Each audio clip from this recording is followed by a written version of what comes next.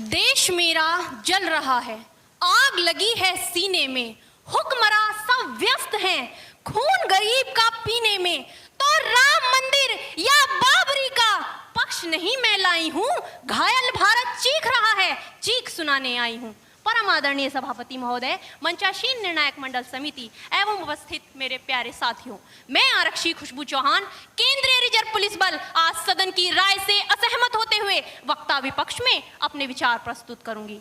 महोदय, दर्द हद से तब गुजरने लगता है जब मेरी आंखों के सामने ताज, पुलवामा, छत्तीसगढ़ में शहीद हुए जवानों के शत विशत अधजले शरीर के टुकड़े, रेत के टीलों से ऊपर जाती लाशों के ढेर और कश्मीर की खून से सनी लाल रंग की सड़कों के दृश्य सामने आते हैं। उस पर मेरे प्रतिपक्षी महोदय का कहना ये कि मानवाधिकारों की अनुपालना करते हुए देश से उग्रवाद और आतंकवाद को समाप्त किया जा सकता है। महोदय, अब तो हमारा तिरंगा झंडा भी हमसे ये पूछने लगा है कि क्या बात है भारत, आजकल फहराने से ज्यादा मैं कफन में दफनाने के क्यों काम आ रहा हूं।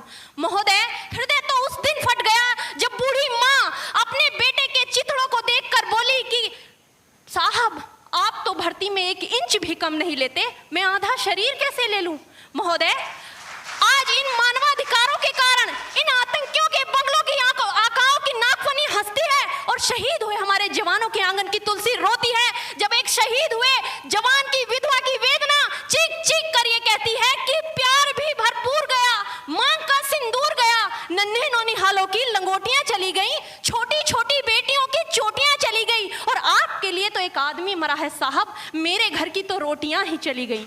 महोदय, किसी भी युद्ध को जीतने के लिए पहल करना सबसे ज्यादा आवश्यक है, क्योंकि इतिहास गवाह है कि पहल करके बड़े बड़े युद्धों के परिणाम बदल दिए गए हैं। परंतु आज मानवाधिकारों के कारण हमारे देश के जवान इस कदर बंधे हुए हैं कि अपनी ड्यूटी पर खड़े होकर भी वो आज पहल करने से डरते हैं, क्योंकि महोदय भविष्य में उन्हें कटघरे में खड़े होने का डर सता रहा होता है।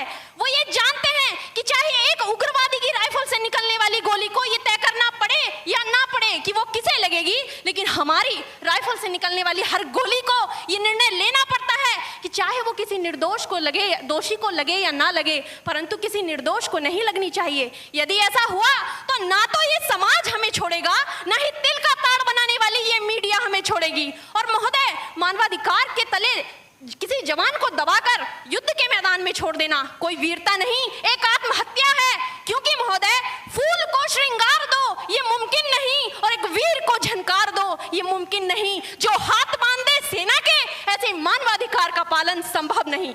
महोदय, आज सत्यनिष्ठा के मार्ग पर चलते हुए भी हमारे देश का जवान इन आतंकवादियों, इन पत्थरबाजों से डरता है, क्योंकि वो जानता है कि उसकी राइफल से निकलने वाली गोली अगर टारगेट को हिट नहीं भी करेगी तो भी 400 मीटर तक जाएगी, और यदि इस बीच वो किसी निर्दोष को लग गई तो महोदय हमें अपनी नौकरी से हाथ तक धोना पड़ सकता है। और महोदय, अपनी नौकरी को बचाने की खातिर एक जवान आज ये सोचता है कि चाहे सांप मरे या ना मरे, परंतु लाठी नहीं टूटनी चाहिए, क्योंकि आज हमारे देश के हालात कुछ ऐसे हो गए हैं कि चिरागों को हवाओं में उछाला जा रहा है, हवाओं पर भी रोब डाला जा रहा है। अरे हम ही तो बुनियाद है आंतरिक सुरक्षा की, और आज हमें ही नौकरी से निकाला जा रहा है। महोदय, जब पुलवामा में 44 जवान शहीद हुए, छत्तीसगढ़ में 76 जवान शहीद हुए, तो कोई भी मानवाधिकार की दुहाई देने वाला हमारे पक्ष में आकर खड़ा नहीं हुआ।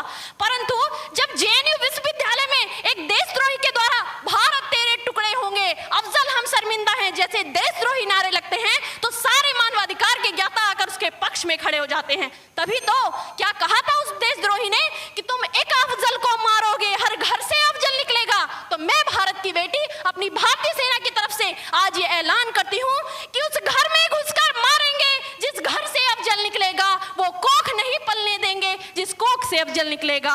उठो देश के वीर जवानों, तुम सिंह बनकर दहाड़ दो और एक तिरंगा झंडा उस कन्हैया के सीने में गाड़ दो।